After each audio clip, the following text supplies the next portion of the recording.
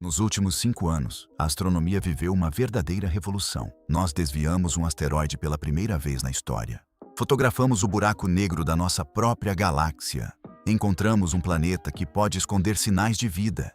E o telescópio James Webb fez descobertas que estão obrigando os cientistas a repensarem partes da história do universo. Hoje você vai conhecer as 5 descobertas mais impressionantes da astronomia recente e entender por que elas podem mudar tudo o que sabemos sobre o cosmos. Em quinto lugar, a missão DART enviou uma sonda contra o asteroide Dimorphos. Então é aqui, ó. Para quem não sabe, o asteroide ele se chama Didymos, é o asteroide grande, tá? E ele tem um pequeno asteroide que orbita ele, que é o chamado Dimorphos. O Dimorphos é aonde vai colidir a sonda, que é a sonda aqui, a DART, tá? Ela já liberou o Lithia Cube, que é o CubeSat que vai fazer as imagens. E aqui na DART está a câmera, tá a Draco, que o Brunão falou. Então ela vai bater no Dimorphos. Você está vendo que o Dimorphos ele tem uma órbita original ao redor do Didymos. Quando colidir, a gente espera que mude essa órbita, tá vendo? Ele vai para essa outra órbitazinha azul aqui. Então, a única coisa que vai acontecer com o asteroide é isso, é mudar a órbita daquela branquinha para aquela azul. O quanto que ele vai mudar, a gente tem simulações aqui que indicam. E como que nós vamos saber disso? Tem observatórios espalhados pelo planeta Terra inteiro que vão estar de olho nisso para depois da colisão eles poderem observar e aí ver o quanto que mudou a órbita. E como que eles sabem disso? Porque o Didymos, o Dimorphos, ele passa em frente ao Didymos. Então os caras têm o brilho do Didymos. Quando o Dimorphos passa na frente, o brilho dele cai. Com essa queda de brilho, eles conseguem calcular essa distância que um asteroide está do outro. Isso é legal pra caramba. Então os telescópios vão estar tudo apontado para lá, medindo isso. Com essas medições, eles vão saber o quanto da órbita que foi alterada. E é assim que nós vamos saber se deu certo ou não, tá? Qual velocidade a sonda vai se chocar com o asteroide? Então, né? Perguntaram esse negócio da velocidade. Sobe aqui, Christian, deixa eu ver se fala em algum lugar no lance da velocidade. Ah, tá ali, ó. Fala assim, ó. Então, ó, a colisão vai acontecer, ó. A sonda DART, ela pesa 676 quilos e ela tá viajando a 6,6 quilômetros por segundo, tá? O Dimorphos, tá ali, ó. Ele tem 160 metros, tá? E tem um período orbital, ele demora 11 horas para dar uma volta ao redor do Didymos, tá? Então, com que velocidade que a sonda vai chocar? 6,6 km por segundo, tá? Essa é a velocidade. Lembrando, algumas coisas, né? Primeira coisa, a DART ela não vai destruir o asteroide, tá? Isso é uma coisa também importante. Ela vai bater no asteroide, ela é pequenininha a sonda, e o asteroide é relativamente grande, ela vai bater no asteroide. Aquela batida no asteroide vai fazer ele mudar de órbita. É só isso. Então não tem destruição nenhuma para ser feita, tá? Ela não vai destruir o asteroide. Em quarto lugar, o projeto EHT revelou ao mundo a primeira imagem do Sagitário, a estrela, o buraco negro supermassivo da nossa galáxia. Mas antes disso, vamos voltar lá para 2017. Abril de 2017. Por que abril de 2017? Porque foi lá em abril de 2017 que o EHT, o Event Horizon Telescope, ou seja, o telescópio do horizonte de eventos, adquiriu os dados que nós vimos o resultado hoje. Isso mesmo. Esses dados foram adquiridos lá em 2017 com esse telescópio, que é formado, na verdade, por 8 antenas. Hoje já tem mais. Depois de 2018 tiveram mais antenas adicionadas. Mas essa imagem foi feita com 8 antenas espalhadas ao redor do mundo, criando assim um telescópio virtual que tem o tamanho do nosso planeta. Olha só que legal, uma antenona do tamanho do planeta Terra. Esse é o EHT. Eles usaram uma técnica chamada de interferometria de long baseline, que eles chamam, né, de longa linha de base, vamos dizer assim, se é que pode traduzir dessa maneira, tá? Que é ligando esses telescópios. E aí o que acontece? Todos esses telescópios, ou esses radiotelescópios, observaram os objetos, a M87 e o Sagitários, a estrela, durante esses dias, em abril de 2017, ao mesmo tempo. E aí, com os dados, os astrônomos começaram a fazer todo o processamento, correções e tudo mais. Em 2019, revelaram então a foto do M87. E aí veio a grande questão, né? Por que eles não revelaram a foto do buraco negro da Via Láctea naquele momento? Por que não? Se é um buraco negro que está mais próximo de nós, lembrando que o da M87 está a 55 milhões de anos-luz de distância da Terra. E o buraco negro da Via Láctea está a 27 mil anos-luz de distância da Terra. Se a gente conseguiu ver um buraco negro a 55 milhões de anos-luz, por que nós não conseguimos ver o nosso aqui? E hoje veio a explicação certinha do que por que isso aconteceu, por que foi tão complicado assim registrar o buraco negro da Via Láctea. Então a primeira coisa é o seguinte, o buraco negro da M87 ele é muito maior, ele é gigantesco, ele tem 6 bilhões de vezes a massa do Sol. O buraco negro da Via Láctea ele tem 4 milhões de vezes a massa do Sol. Isso quer dizer que ele é muito menor. E o disco, né, de material que está girando ali ao redor do buraco negro, eles giram na velocidade da luz. Só que num buraco negro muito menor, como o da Via Láctea, ele gasta muito menos tempo, ele fica girando muito rápido. E esse disco girando muito rapidamente ali dificulta muito fazer a imagem do buraco negro Sagitários, a estrela. Enquanto da M87, embora o material gire também na velocidade da luz, como ele é um buraco negro muito maior, demora mais tempo para fazer essa volta toda. E aí o que acontece? Quando você tira a foto, você vê mais claramente as coisas. O do Sagitários, a estrela, não. Então você teve que desenvolver, e isso é um ponto muito legal. Tudo que foi desenvolvido para o M87 foi usado aqui no Sagitários, a estrela, mas eles tiveram que desenvolver novas ferramentas para poder revelar a imagem que nós temos aqui hoje para mostrar para vocês. Assim, realmente é um momento histórico para a astronomia, é um momento sensacional, lembrando que são décadas e décadas estudando o centro da galáxia, em ondas de rádio, em raio-x, em luz visível, registramos as estrelas girando ali ao redor do centro, foi a primeira evidência de que existia alguma coisa ali muito massiva. Depois foram mais anos e anos estudando, melhorando essa definição para poder encontrar ali as estrelas e calcular com certeza que ela estava girando ao redor de algo que deveria ser um buraco negro com massa de 4 milhões de vezes a massa do Sol, mas até então a gente não tinha a evidência concreta disso, e essa evidência foi nos mostrada hoje. Então isso é sensacional, guarde essa data com você, 12 de maio de 2022, um dia histórico para a astronomia, o dia que nós observamos o buraco negro supermassivo da Via Láctea. Em terceiro lugar, uma descoberta que reacendeu uma das maiores perguntas da humanidade. Será que existe vida fora da Terra? Utilizando o James Webb, analisamos o K218b. O K218bzinho é um exoplaneta que vai ter muita gente falando dele por muitos e muitos anos ainda. A minha opinião, vocês já sabem, né? Nós só vamos saber se tem vida ou não o dia que a gente for lá. Como a gente nunca vai lá, vai ser difícil. Até lá vai ser muito, muito complicado a gente ter um dado inequívoco de vida. O que quer dizer isso? Um dado inequívoco é um dado que a gente possa ter 100% de certeza que aquela informação, que aquele gás, que aquele tipo de bioassinatura só pode ter sido gerado por vida e eliminar qualquer outro tipo de origem, seja ela geológica, seja ela de qualquer tipo. Esse é o grande problema, porque muito provavelmente nós nunca vamos conseguir fazer isso. Mas para quem não está ligado no que é o K218bzinho, ele é um exoplaneta que ele está localizado a 124 anos-luz de distância da Terra. Ele é um mundo dito como mundo iceano. O que é um mundo iceano? O mundo iceano ele é um mundo que ele é oceânico com atmosfera rica em hidrogênio, ou ele é um mundo totalmente feito de lava. Isso mesmo. Então isso é um mundo iceano. A gente não sabe o que é.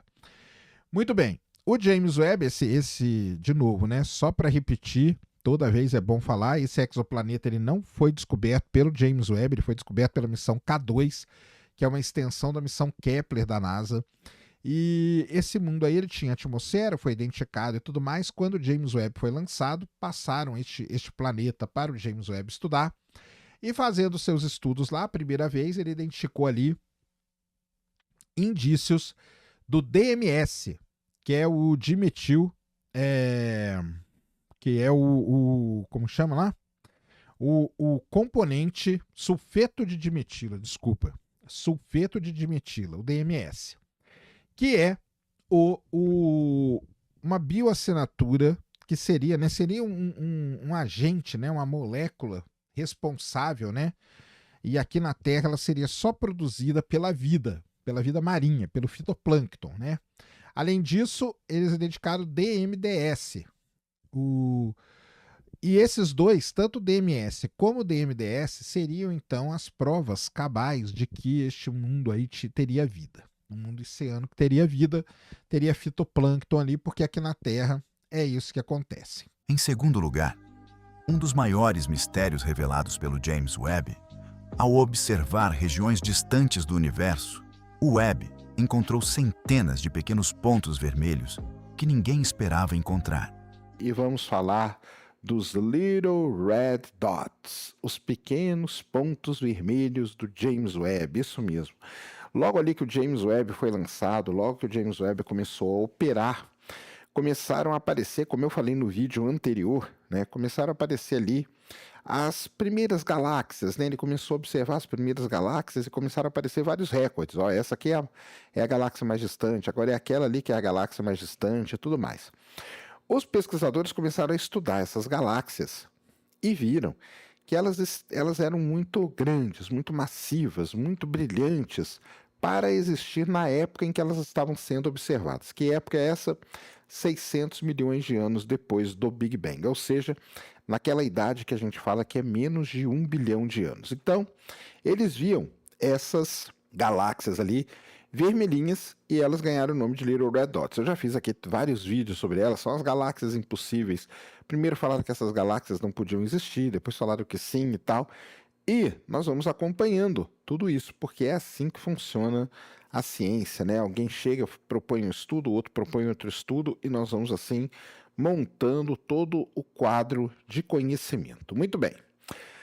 Logo depois, né, saiu um trabalho falando que tinha sim uma explicação para os Little Red Dots, que eles seriam buracos negros supermassivos que existiam naquele período do universo. Isso aí seria até interessante, porque a gente começaria a conseguir explicar como que a gente tem buracos negros tão grandes assim no início do universo, e o mistério dos Little Red Dots ficou então um pouco de lado, porque basicamente a gente tinha uma resposta.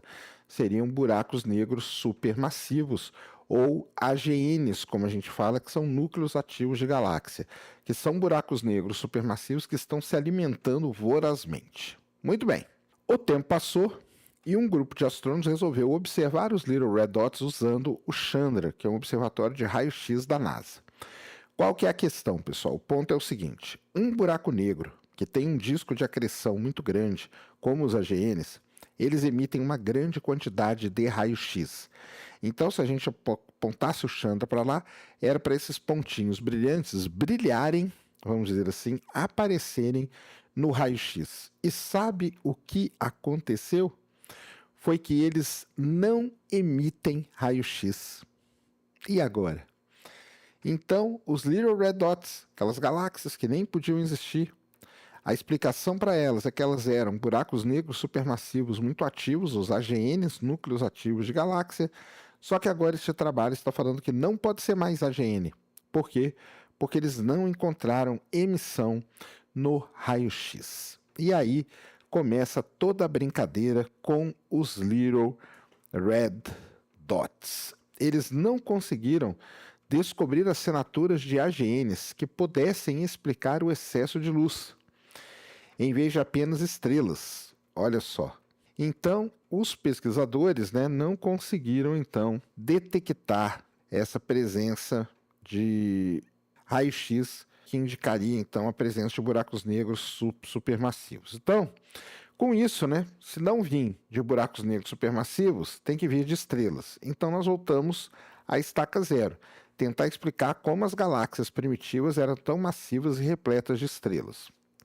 Eu sei que aquela galera tem a explicação deles, mas não é aquela galera que a gente está querendo aqui não. tá? E chegamos ao primeiro lugar, a descoberta que talvez tenha causado maior impacto na astronomia recente. Em 2024, o James Webb confirmou a galáxia mais distante já observada pela humanidade. E ela é mais desenvolvida do que prevíamos para uma época tão antiga.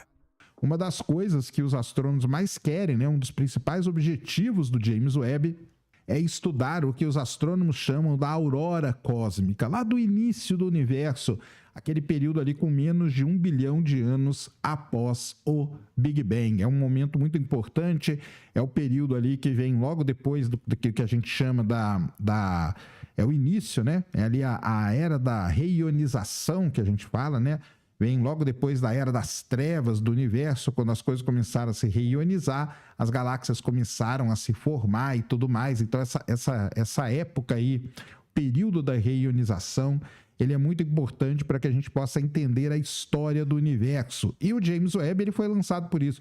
Não é à toa que ele é um telescópio que só atua no infravermelho. Por quê? Para observar essas coisas muito longe no universo, você tem que ver elas no infravermelho, porque devido à expansão do universo, todas essas coisas são puxadas para o lado vermelho do espectro. Muito bem. Então, desde que o James Webb foi lançado, vocês vão lembrar aqui, logo que ele começou a fazer suas imagens científicas, né, era um recorde atrás do outro.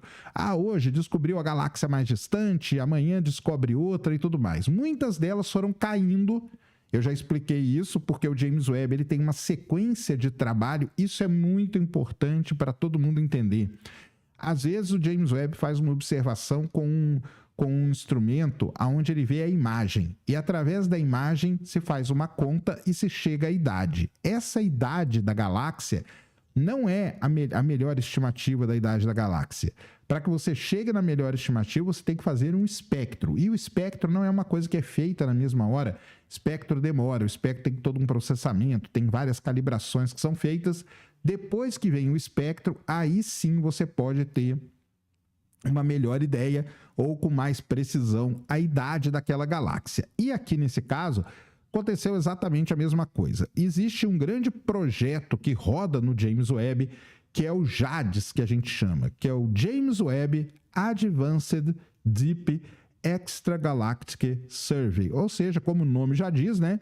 É a pesquisa extragaláctica de profundidade avançada, né? Ou seja, é procurar mesmo lá no fundão do universo o que estava acontecendo logo que ele começou. Os pesquisadores começaram usando a NIRCam. Eles fizeram imagens daquela região ali e assim eles descobriram determinadas galáxias que chamaram muito a atenção. Uma delas estava a 290 milhões de anos depois do Big Bang, colocando ela no que a gente chama do desvio para o vermelho, ou redshift, que é medido pela letrinha Z, no Z14. Isso é o quanto que a luz da galáxia é esticada devido à expansão do universo. Muito bem, então foram lá, fizeram tudo com essa galáxia, usando a NIRCam. Então a NIRCam ela é muito importante para tudo isso, mas a NIRCam somente ela não iria dar aí a resposta que eles precisavam.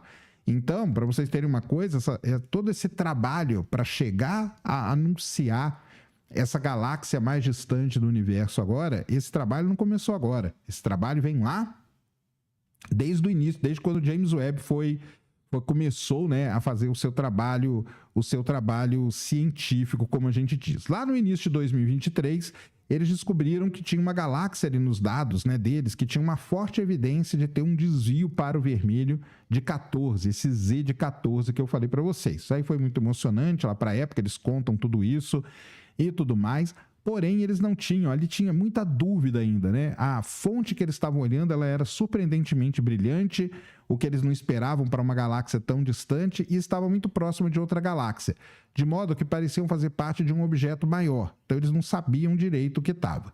Quando eles observaram de novo a mesma fonte em outubro de 2023, como parte desse projeto grande chamado JADES, novos dados de imagem foram obtidos com outros filtros. Isso é importante também.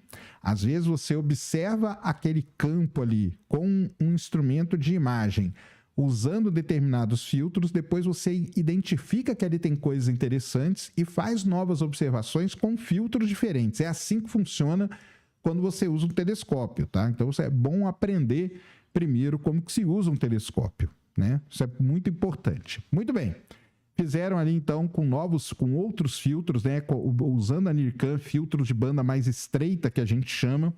E aí eles viram que realmente tinha um alto desvio para o vermelho. Mas eles sabiam, os pesquisadores sabem disso, obviamente, que para confirmar tudo isso, eles iriam precisar do espectro. Então, em janeiro de 2024, o NIRSpec, que chama, observou a galáxia Jades GS-Z14 durante quase 10 horas.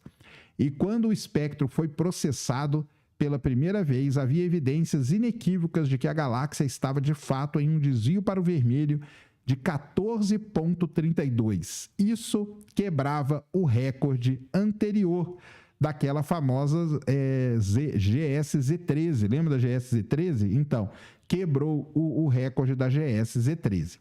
E essas foram as 5 descobertas que mostram como estamos vivendo uma era de ouro da astronomia. Eu quero saber de você. Qual dessas descobertas mais te impressionou? Existe alguma outra que você acha que deveria estar neste top 5? Escreva aqui nos comentários. Se você gostou desse formato, deixa o like e se inscreve no Uma Dose de Astro. Toda semana tem novos vídeos sobre os maiores mistérios do universo.